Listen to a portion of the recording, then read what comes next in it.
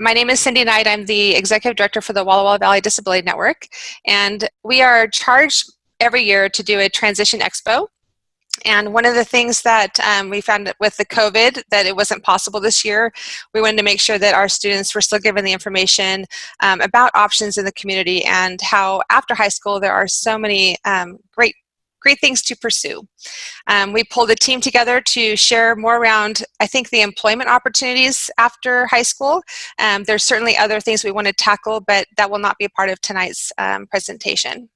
So before we get started, we're going to ask everybody to keep themselves muted. We're going to do our best to answer questions, but that will be at the end of this presentation. Because it's recording, we want to make sure that all the personal questions are brought to the presenters maybe at a later time or after we've stopped recording. So please know that we feel your questions are very valid and would like to make sure we address those, but use the chat box if you can to type those questions in. As noted, we are going to be recording this meeting because we want to make sure that others have an opportunity to catch all this great information. So just know that right now we're being recorded, and toward the end when we get to the contact information, we'll be stopping our recording so that you know that your questions and answered when asked are not being recorded, and you can ask more personal questions. If you're a younger student or family joining us tonight, we're excited that you're here. So a younger stage, there's a lot to digest when you're getting ready to graduate from high school, and I feel like the sooner you start hearing this information, the better prepared you are for that next step. So sit back and let us discover together what opportunities lie in the years ahead. And before we introduce today's team, I'd like to get an idea of what you know, so that we know that we're teaching you something tonight. So please help us out in filling out this survey. And we'll give you probably the next, minute or so to fill this out. There's 5 questions. The transition team. So I've introduced myself just at the very beginning. Again, my name is Cindy Knight. I'm with the Walla Walla Valley Disability Network, and I'm their Executive Director. With us tonight is Libby Thompson. She's our Special Education Director with the Walla Walla Public Schools. Jake Buttonhoff is the STEP Programs Coordinator, and he's at WaHi. And we have Cindy Wolski also on the call. She's with Walla Walla County and is our Developmental Disabilities Programs Coordinator. She also does a lot with Columbia County. And then Jessica Roosh and Maria Buxbaum from DVR also will be presenting tonight. So things that we hope to cover and that we hope you learn tonight: where to find the treasure map of transition resources. And so we're hoping that I'm going to show you a few places that we have things stored on our website that I think will help all of us navigate this time. We have some new and exciting changes in the special education at Walla Walla High School, which I'm excited to hear from Libby, and we'll have a new introduction tonight. And we're going to take an inside look at the WaHi STEP program and tips to achieve a successful launch. We're going to locate, we're also going to hear from Cindy Wolski on the local options for employment and community inclusion services, and then the role that DVR and DDA play, and how new tools, we're going to find out new tools in helping an adult with an intellectual or developmental disability find a job. So a big area of information that our network has tried to do is compile all of these things in a really user-friendly website. You'll see the top left corner of our website, there's a select language button. So to the left side, you'll see where you can select language and change our entire website into a different language. So if you have family members who are Spanish speakers, please know that this entire website can be translated into Spanish or a language of choice.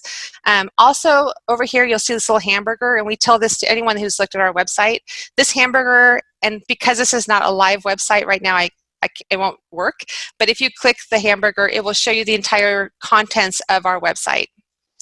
Of note, you can learn all about who we are and what we do and the board and staff. There's a whole section on getting started. So if you're new to a diagnosis, there's some great tools on what you may want to start with when you're planning for the future of your child. Calendar. Our calendar is heavily hit. We try to keep our families very active. Lots of recreational activities and social activities. Unfortunately, the last 3 months, a little on hold, but we're hoping to get that up and going again this summer. The biggest one I want you guys to note today is this Ages and Stages button. And that's the one on our website that you're really going to hit. And the next slide I'll show you So once you click the ages and stages, this whole page will pop up, and you'll see here on the bottom there's a 14 to 21-year-old. Everything that's green is a button, by the way. So if you push anything green, it's a button. So the 14 and 21-year-old will pop up all those resources and information that you can find for that specific age. But I would say with your student in high school, you'll want to push on both the 14 and 21-year-old and the 21 to 40, because there's information in both that I think are really going to help families. And then you'll see this long screen here. Once you push the ages and stages, you'll see the general information. There, we have just loaded this with anything that we thought would be helpful for parents. There's a Navigating Your Way. There's an amazing website called Informing Families Building Trust, and it's informingfamilies.org. They're another local site. They're out of Spokane, but they serve a lot of our eastern side of our state. They are incredible at giving information to families, and we borrow a lot of information from them. This is one of those forms that we've borrowed from Informing Families. This was developed in part with Developmental Disabilities Administration. I know that Jake uses this in his STEP program, and it's also included in most of your DDA home visits. They will review this STAR form with families. But it really gets families thinking about the skills of their child, the strengths, because that's really what you want to pull from when you're looking at future employment. So these forms are, I think, really important to look over as a parent. What does independent living look like? And this actual form is 4 pages. These are just 2 of the 4 that I thought would be helpful to review tonight. You know, just those steps: applying for Social Security income, how do you arrange for a representing payee? We know that this time is incredibly stressful, and for me, I'd rather spread it out over a 6-year period than a crunch time of my child's graduating and now what. So please utilize these tools to help make that time a little bit less stressful. We have developed this transition checklist. This is a local, we call this a local treasure map and what we've tried to put are local phone numbers and content in here that helps families locally. Like we're able to put the Walla Walla Valley Transit, and that you can apply for a reduced bus fare. We're able to put information on here like location of offices and actual names of your coordinators, so that when you are, as a parent, walking through, you know, we want you to feel that satisfaction of checking off these boxes as you're going through, so that, yeah, like I said, when your child has graduated, you feel prepared for what's next. We don't want you to miss any of these boxes. And at this point, I'm going to pass the mic, let's say, over to Libby and let her share a little bit more about what's going on at Walla Walla High School. Okay, welcome everybody. I just want to say first off, parents who ask me about resources, I send them to this website automatically because it has just about everything on it that you could possibly want, so it's fabulous. Okay, so we have a new teacher for next year for our what we have called the Life Skills Program, but Crystal Cerrone is our new teacher, which I'm really excited to have her, and she has talked about a new name for that classroom. So we are working on that because I love it. I would like it to be called something other than life skills. So we're working on that. But Crystal is someone that I encourage to go back to school. She's been a social worker, she's worked as a paraeducator, and I encourage her to go back and get her teaching certificate, especially in special education, because she has a passion, especially for teenagers with special needs. She's very passionate about independence and helping students become as independent as possible. Her and I have very similar visions for the program, but I'm going to let her talk about her vision for the program, because she called me up and said, I'm not applying for this position, Libby, unless this can be the vision. So I'm going to let her talk. I really want to welcome Crystal Cerrone. Everybody welcome her. She's going to be a fabulous new addition to WaHi. Hello, everybody. It's nice to meet you all via Zoom.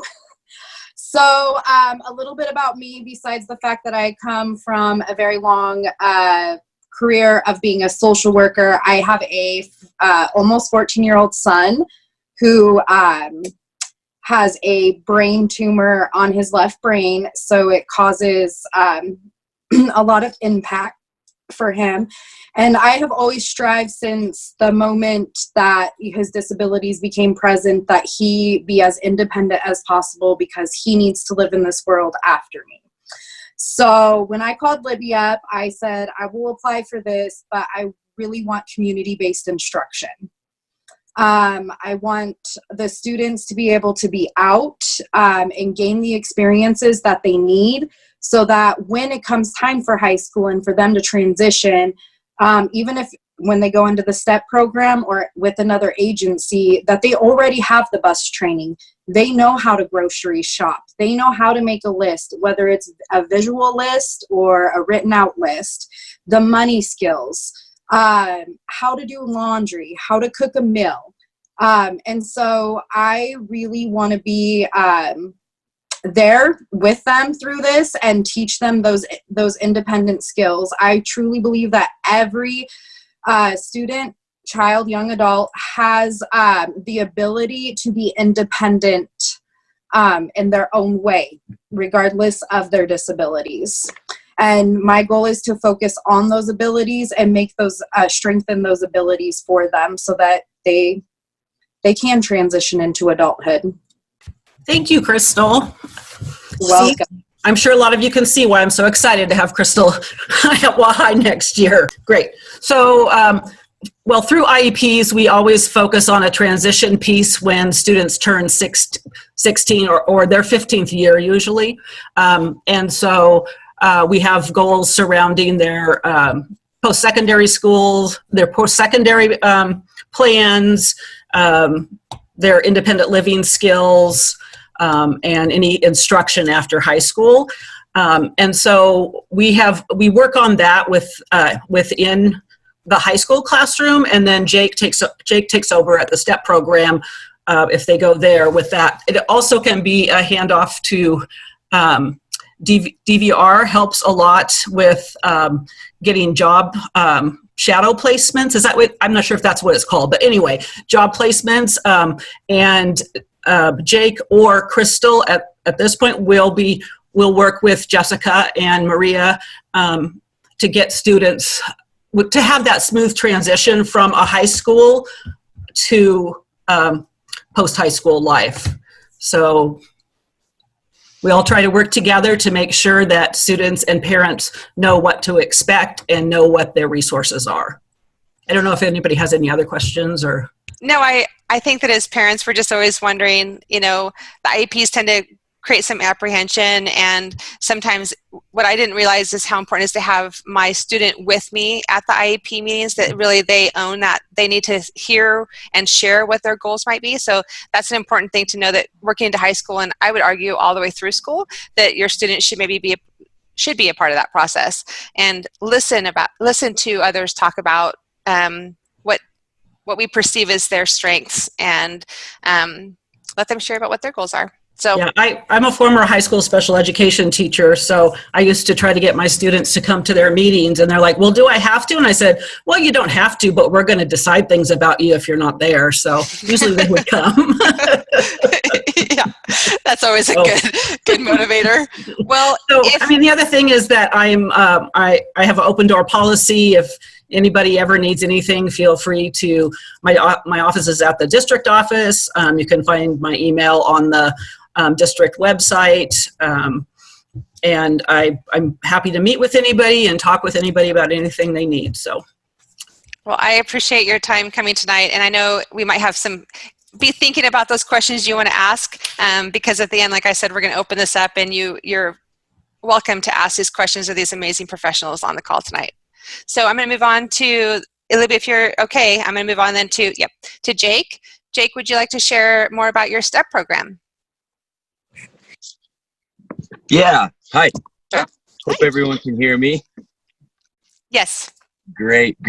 Not real awesome at handling any the technology these days. So I always expect to have a little bit of technical difficulties. So this is smooth. But I am Jake Buttonoff, and I run the STEP program at the high school. And we're a transition program, so students that are 18 to 21 years old that have met all of their requirements mandated by the state of Washington and the school district to have technically graduated, but are then looking to hone in on some new skills in terms of employability and transitioning into what the next step looks like for each individual as an adult. So there's a variety of different things that we put focus on, and it really just depends on what each individual's goals are and where they see themselves in the next couple of years, and also when what the family is looking for as well, and each family and each person's different, and so we really dive deep into what each individual needs. And so it's hard to explain exactly what every single day looks like for everybody, because everybody's day could potentially be different. Some are going to be similar, but I have students that work literally from 7:30, 8 o'clock in the morning until 3:30 in the afternoon. And we have paras that, which we refer to as job coaches, that go out into the community and help learn the skills that are needed on the job, or even just someone to talk to on a lunch break, because life can be frustrating and work can be frustrating. So helping in some of those regards as well. Our typical schedule on a daily basis is that we come into the classroom, and which we also call the office, and we sit down and work on some of our soft skills training, and we call it shop talk. So making coffee, just kind of learning how to talk to someone as if you're coming into the workday. And then we hold meetings every morning, and each morning has a different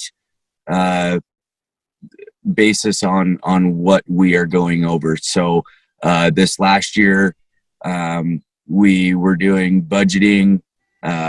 We did healthy relationships, workshops in terms of resume building and cover letters and all of those types of skills as well. But the majority of our students' day is out in the community, working on job sites, and we help navigate that field as well. How to get to your job, how to get home from work, all of those things. And a lot of our students have chosen to learn how to use the Valley Transit system, which is amazing. We have others that would prefer to walk, which is great too. So just different ways of how everyone can navigate life to their fullest extent is essentially what we go after. Well, you've done a great job, and we have plenty of time. For those, go ahead. Yeah, so can I just for some of the newer people here, so Jake mentioned that that they finished all of their complete all of their high school items that need to be done to graduate, and I just wanted to put in there, but we hold their diploma until they finish the STEP program, because we can't get funding once we give a student their high school diploma. So they can walk with their class the year that they would graduate. We can even have that graduation date on there, I think we decided. Is that correct, Jake? That year? Yeah, that is. Yeah. Yeah. Yep. But we hold on to it until they finish the STEP program and are ready to leave for their adult life. And then we give the diploma out, and officially they're graduated at that time. So just a little bit, I wanted to explain that. Yeah. Perfect. And to piggyback on that a little bit, Libby, that as we've developed the STEP program, I guess that we're going into year 5 now. It has looked different as we've grown, but we have lots of students that choose to do it for a year. We have some students that have the opportunity to do it for 3 years. And so it's one of those things too, that it's just another opportunity to either find some new skills or new interests, or to develop them further. And again, I can't reiterate enough that each individual is different. So being able to make that a priority on what it is they are seeking and what families are seeking is paramount. Jake, could you just kind of say some of the community employer support that we've had with job sites? You bet. The YMCA has been wonderful to us. We have a variety of different jobs there. It works out really well that we can teach a lot of the washing, drying, cleaning, all of those types of things there.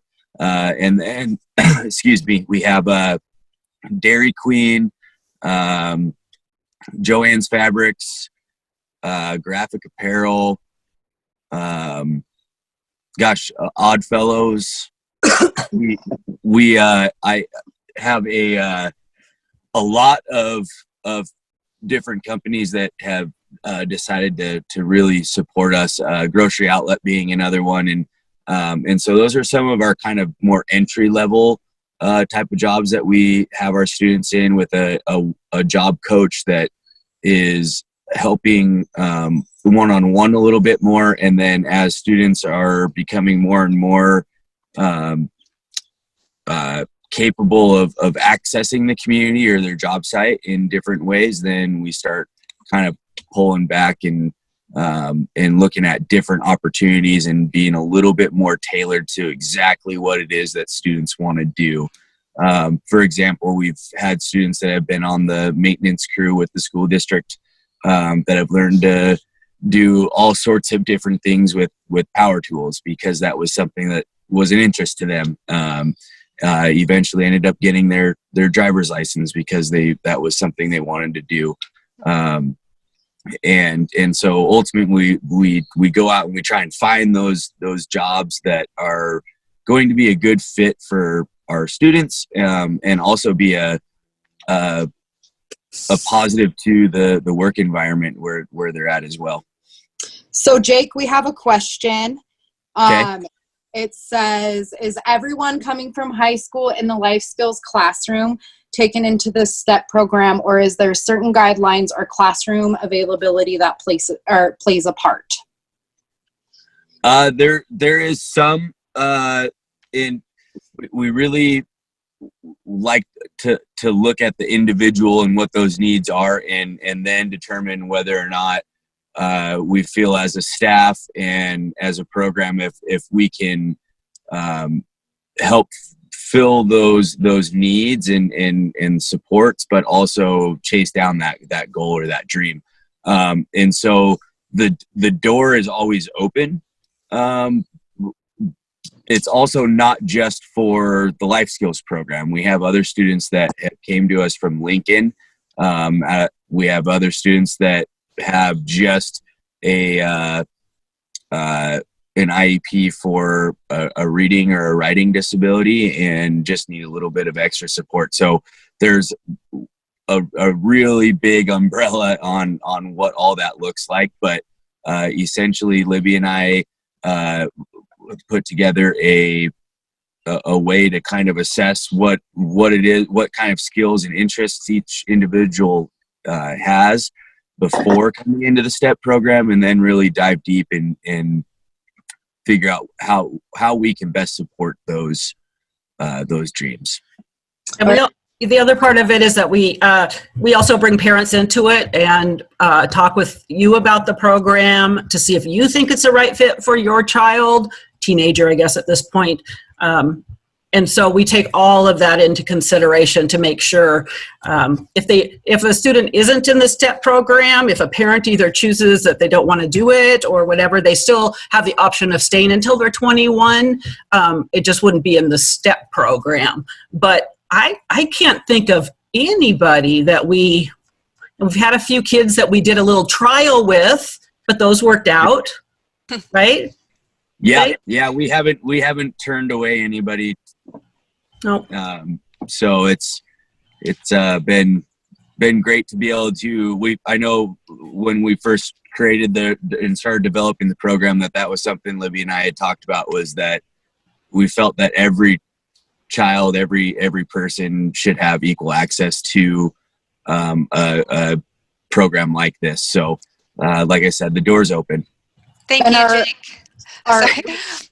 We have one more question if you want to address it real quick, Jake or Libby. What role do the parents play in the STEP program, if any, knowing the adult or the students are adults?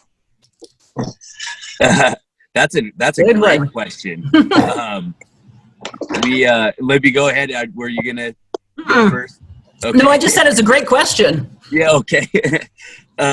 Yeah, we try to work as hand in hand as possible on what it is that each student and family needs. What I can tell you is I've had students that would love to have their parents involved in everything, and I've had students that would prefer not to.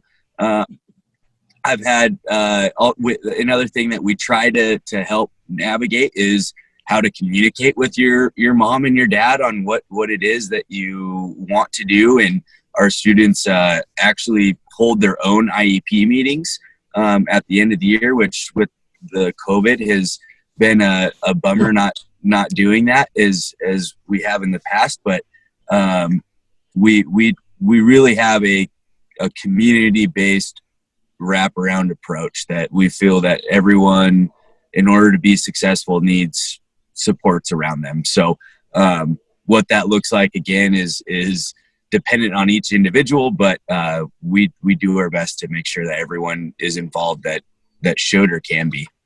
Well, thank you so much for sharing, Jake. I really appreciate learning more.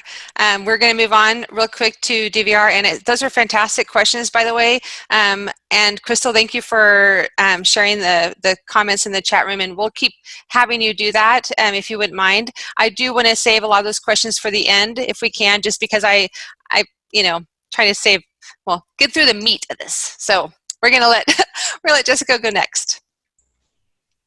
Hi, everybody. I'm Jessica Roosh. I'm the vocational counselor for Division of Voc Rehab here in Walla Walla. So I cover Walla Walla High and also all the surrounding high schools as well, Lincoln, College Place, Touchy, everybody, Columbia County as well.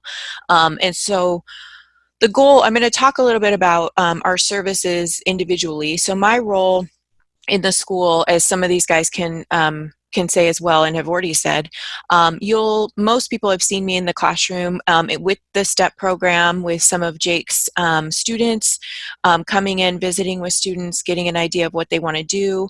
And at that point, they're not necessarily a DVR customer. We're just visiting about some of the pre-employment transition services we can offer while they're in the STEP program or while they're in their junior or senior year. Students can access services as young as 14, so there's your golden answer to the question earlier today.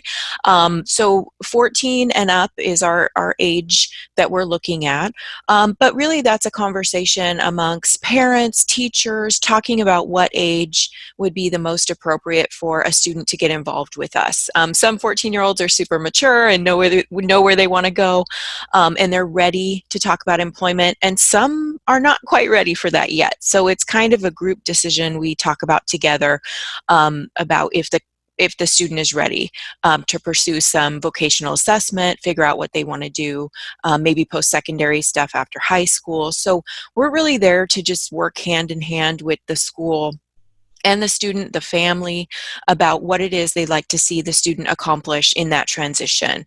Like I said, we can work with somebody coming straight out of their regular senior year to transition them into what adulthood or adult life employment would look like, or we can continue to work with them in the STEP program or any other program, employment-related program they're in, to help them get ready for being more independent. I mean, that's our goal with pre-employment transition. We want to teach skills and abilities to become independent, to transition out of high school into the goal that they're looking into.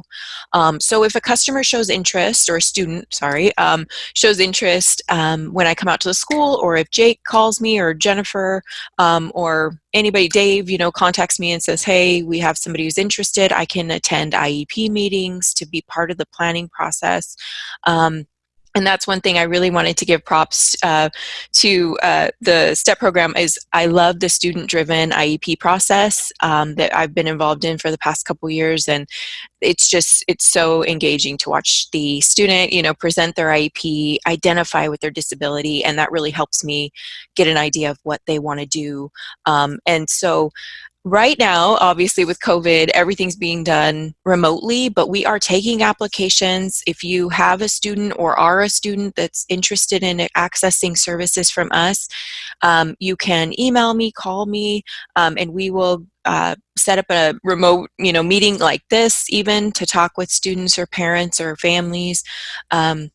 To try to get the customer started as quickly as we can, because we know that maybe there's some seniors that are graduating, that are kind of in panic mode right now, trying to figure out what they're going to do, and so we want to be that bridge to help the students get going. So and Lori, my assistant, there's only 2 people in the DVR office, and Lori's my assistant who helps me out, and she's not on the call tonight, but she's an excellent help too, just for information. So we're here just to provide any kind of employment-based service that we think could be helpful for you as a student, or you as an adult, or your family, to help get going on those goals and reaching some of those goals that you have.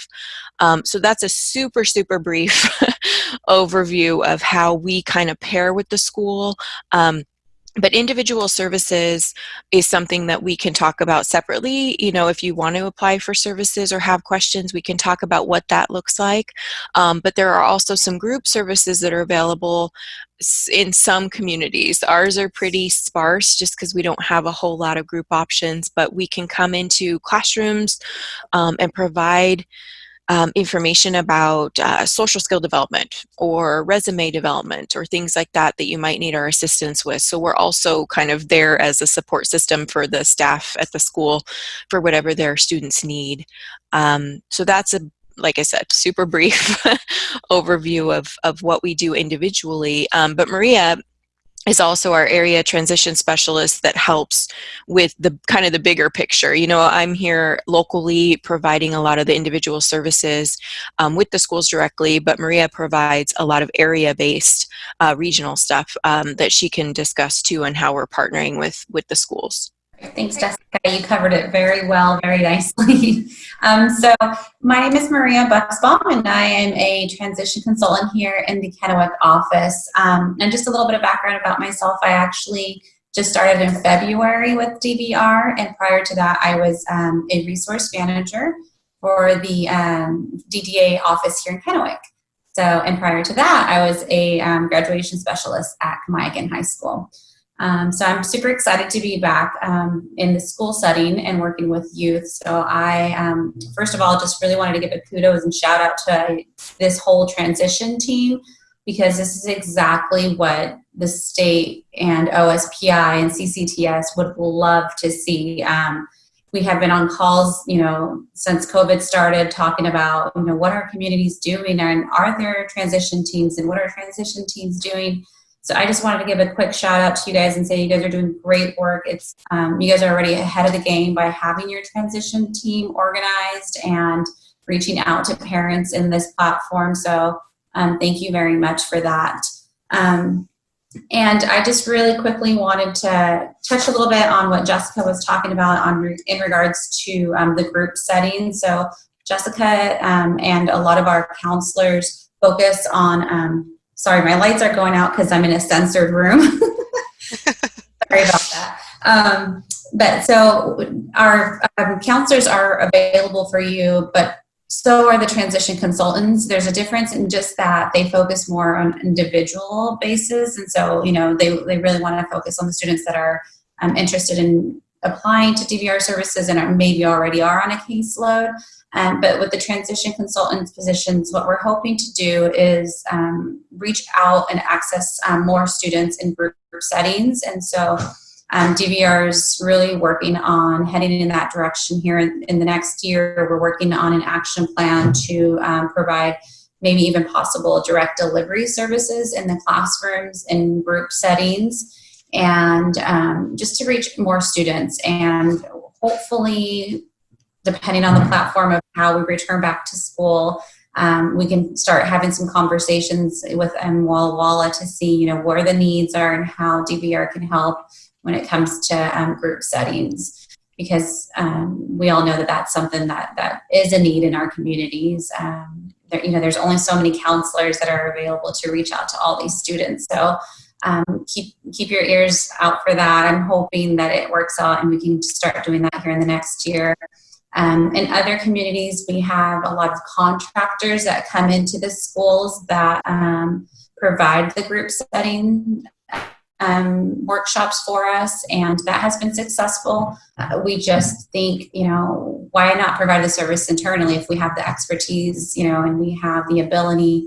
So that's one of the areas that we're really going to be focusing on, is those group settings for the pre-employment transition services. And then really quick along that line, we'll just touch base. I know you guys wanted to hear a little bit about the T-Folio curriculum. And the T-Folio curriculum is just one of many, there's a handful that are being utilized, especially right now during the COVID time. But the T-Folio curriculum was actually developed through a partnership with the DVR offices and the CCTS program, which is the Center for Change Transition Services program. And pretty much the overview of the T-Folio is that it's pretty much a portfolio that is covering all of your pre-employment transition services in one platform. So the website is provided here in the PowerPoint, and once you go to the website, you'll be able to utilize, I think it's 5 different areas that are the units that will focus on pre-employment transition services. Let me just really quickly go over them. That's the job exploration groundwork, post-secondary employment and education options, work-based learning experiences, workplace readiness training, and self-advocacy. And then within each one of those units, there's a handful of different lessons that individuals can work on, and you actually are able to extract and you download these assessments and these worksheets so the students can work on them independently, or if you choose to do them in a curriculum, like a Zoom platform, you're capable of really tailoring the curriculum to your students' needs. But each unit has, I would say, 6 to 8 different lessons within that unit that focus on those different topics. So I've seen individuals working with the T-Folio curriculum in the last 3 months, and it's been very successful for the students that I've seen that are utilizing it. It's a great platform. It's free for families, and it also helps meet some of the requirements for the high school and beyond plan. So I know that educators are really excited about that because it really aligns with that high school and beyond plan. And I provided a website. I don't see it on here, but there's this really cool program. One of our partners, Big Bend Community College, has actually been utilizing the T-Folio curriculum on the Zoom platform, and I'd love to share that link. I'll put it in the chat box before we sign out today. And what they've done is they use the T-Folio curriculum to, they created pre-recorded sessions, and then after that pre-recorded session, they have assigned their students, some of the different assignments and lessons in those units, and then they'll do a Zoom meeting together with the students, and then some one-on-one if needed. But the T-Folio curriculum with that Big Bend project has been super successful. We've had a lot of really good responses from parents and students about how user-friendly it is and how easy to navigate. So it's definitely something that if you haven't checked it out, I'd recommend you check it out. And it's, like I said, free and pretty easy to navigate through the platform. So I'll go ahead and put that Big Bend project, the website, in the chat box so you guys can check that out as well, just to kind of give you a feel for what it could look like if you'd like to use it in your classrooms or even at home or in the STEP program. And then if you have any questions, I just wanted to make sure that you guys know, please reach out to us. I know right now is a hard time for people to, stop by the office or meet up for coffee, but we are still available. We still have our cell phones. We still have the ability to set up some Zoom meetings. So please utilize us as much as possible. And it's very nice to meet you all. Thank you. Fantastic. Thank you for all of that. I really appreciate learning more. Cindy, maybe you could start talking a little bit about maybe, yes, you have what you want to share. Okay, yeah, I'm sorry. Hello, everyone. I'm sorry that I missed Jessica's presentation, and the things have been rolling along. We've been working for, I think, since 2016 when things changed and we couldn't go from high school into sub-minimum wage jobs. We've really been working to do this soft kind of handoff from school to DVR and then to DDA for follow-along county services. And so we're really just in the last 2 years starting to see folks come out of school and then by the time they come into my program, they already have their job, which is really great. So we're not constantly starting over again with the skills training. Everything just carries over to that adulthood. So it's been really great. I'm going to just go off of the slide. The importance of DDA. DDA is important because it has services that will cover your child through their lifespan. And a lot of times you think of DDA as having respite care and personal care services and those types of things, but you don't think about employment when they're younger.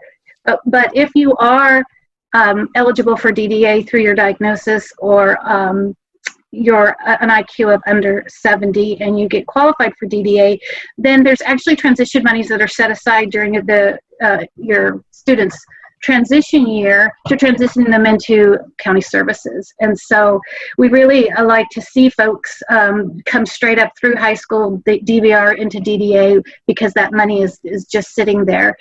We do have some students that opt to take some time off either for secondary education or like any high schooler, there are a lot of them that just say, I've had enough, I want to take a year break, I'm taking a year off, and that's fine too. Sometimes it's a little more difficult to get them in, but if they've got a job, then we can get them on the correct waiver to do that. So we do track individuals through their transition years at the high school, and that's what the transition fair is geared toward, and the expo. And I'm really sorry that because of COVID we couldn't have that, because that's a really fun event and you get to meet all of the agencies that are involved in your child's life as they leave high school and enter to adulthood. What I do, my program is open for DDA qualified individuals that are 21 and over. And so oftentimes we do see that 19 to 21-year-old gap, and DVR is helpful there. And it's something that we're always talking about as counties. Is there a way that we can serve individuals prior to that age 21? Because we don't want to lose anybody during that gap period and then not be able to pick them up afterwards. So we contract with 6 agencies that provide individual employment and community inclusion services, and we have 1 agency that just does community inclusion. Washington State is an employment first state, which means that we are setting up all of our transition students to exit high school and come into the community with a paying job at minimum wage or better out in community integrated employment. What our agencies specialize in is that person-centered planning, that discovery, and building any gaps in skills that are needed. But we also look at the individual and what their dreams and hopes are. And our agencies are really good. If somebody says they want to be a fireman, we don't tell them they can't be a fireman. We just really dig deep into what it is that being a fireman means to them, and what is it that they're trying to fulfill. What is their dream and their goal? And then we can often find things. Maybe it's just something to do with a uniform, or maybe it's something to do in a fire station. etc. We also get them out into the community, and they're doing that all along, but to experience different settings and see. They might often say they don't ever want to work in food, but once they get out there and try it, then they do. So there's just a lot of discovery that goes on, and discovery process in both community inclusion and employment look very much the same. So one of our requirements is that when you enter services for the county, you do a 9-month stint in an employment service before you choose community inclusion. If after that time the individual decides they don't want to work, or they want to just be involved in community inclusion activities, they're allowed to do that. And the community inclusion activities are more hobby, skill building, community connection based activities that happen out in the community, but they can be volunteer experiences, but they're not paid employment. The supports that individuals receive, I think I said that before, it's the job prep. Well, I didn't. I'm going to read my notes because getting kicked off the system threw me for a loop. But the individual employment services start with discovery and person-centered planning. They do job prep, job marketing. They provide job supports, job coaching, and job retention, and they're there for however long the individual needs them. They are determined through the DDA case managers what their hours of service that they qualify for, and then also through their DDA assessment, they are asked what are their preferred work hours. There is a big gap when you have 7 hours of school and then you come into employment. It's rare that you're going to have 7 hours a day of employment. Luckily for us, I think our community has so many different activities to fill some of that time. With our what Walla Walla Valley Disability Network offers, with cooking class, craft class, sensory-friendly movies. We've got buddy programs. There's volunteer opportunities. There's all kinds of things. So their day isn't going to be going to one place necessarily all day, but it's something that we work towards. And the other thing to mention is, we really work with the individual and what their dream is and what their goals are. And that all comes out in person-centered planning, but that's, we feel that everybody with the right supports, we can support them in employment or in a community inclusion activity that they want to do, and that it's important that they all have an opportunity to have a life the way they want their life to look, and also opportunities, especially around employment, to get out of poverty, because most of our folks end up living right there in the poverty line. So a lot of our jobs happen to be in grocery, restaurant, kind of typical things you'd see. We have both Sodexo at Walla Walla University and Whitman Colleges, food service. We have a lot of retail. We've got some folks that work for the Walla Walla Suites every summer and have a good time doing that. We've got individuals in childcare. We've got some really unique jobs. We've got somebody who details cars at Toyota. It's something he always wanted to do, and he loves it. We've got somebody who works at a radio station. It just really depends on what the individual wants to do, and we work really hard to find them their dream job, basically. The Unity group consists of all of our contracted agencies, and I'm just going to go over I'll just name what they are. Currently, we have Blue Mountain Industries, Goodwill, Opportunity Services, Noble Hunt, Compass Career Solutions, and The Place. So when individuals come into the DDA program, they choose the agency. They can interview and choose the agency that they want to provide their services, and they are free to change that at any time.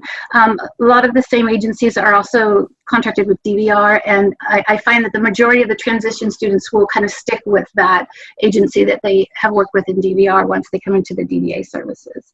So I guess that's it. I'll say for community inclusion services, they're non-working services, and they really just focus on skill development, community integration, and developing personal relationships in the community with folks that aren't paid to be with them.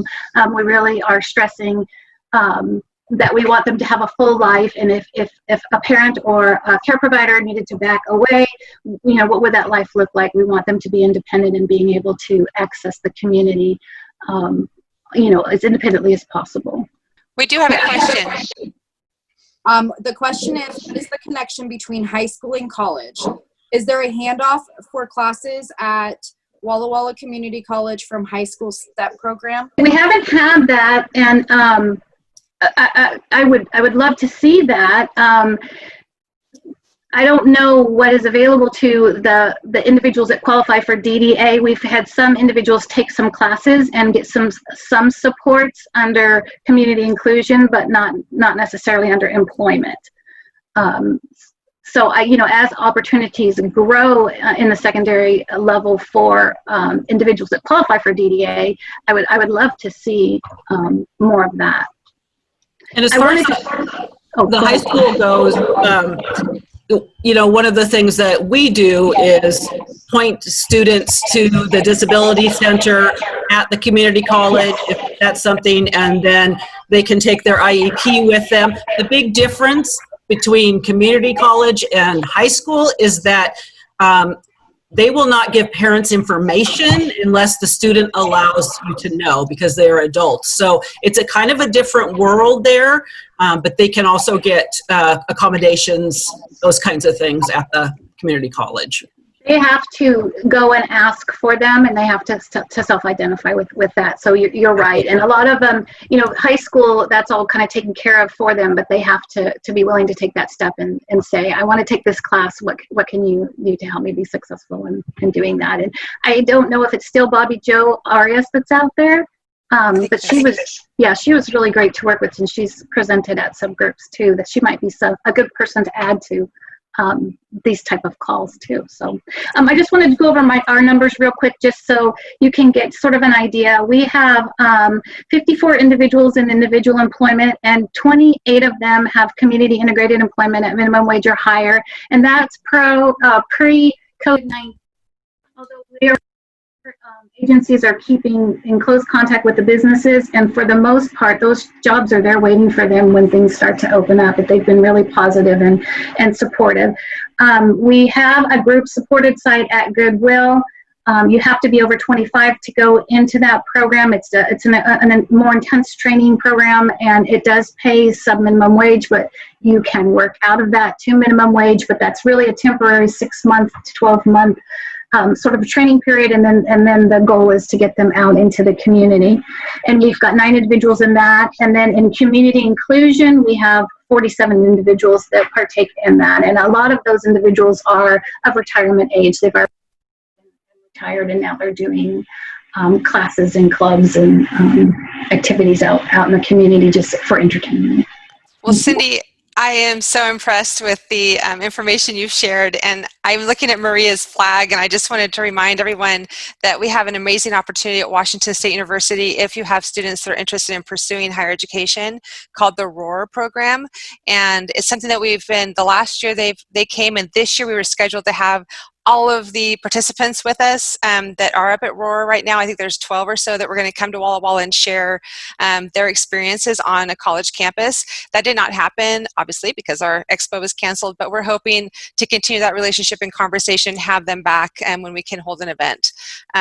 I also want to say, Maria, thank you for pointing out our success in pulling together a transition team. This is possible because of funds from our Walla Walla County ad valorem investment in developmental disability services. They've funded our Better Together Learning Series, and this falls a little bit in that and a little bit with our transition planning with Cindy Wolski.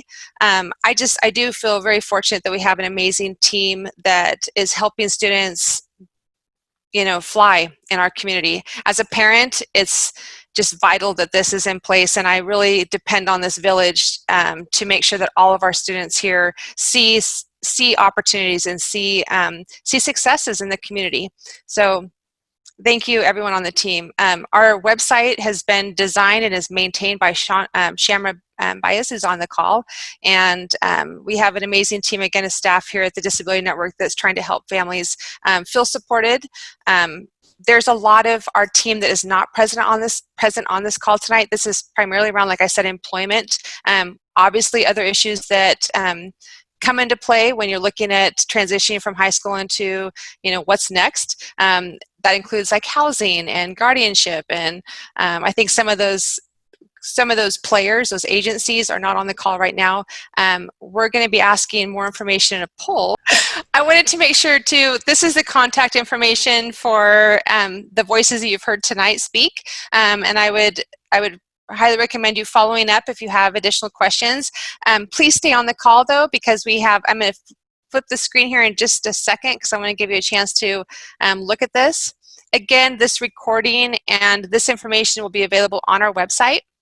And I want to point out on our website, if you go to resources and you go to videos, we videotaped, I think, 16 agencies last year as part of our Transition Expo. You can watch last year's Transition Expo and the presentations from these agencies through that video clip.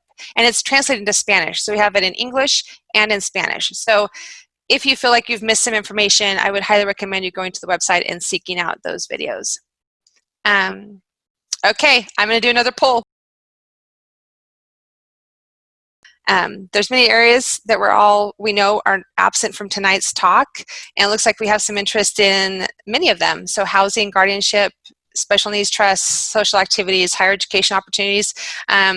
Those are things, like I said, that we typically have at our Transition Expo, and you can learn a little bit more about those agencies through those Transition Expo videos from last year that are on our website.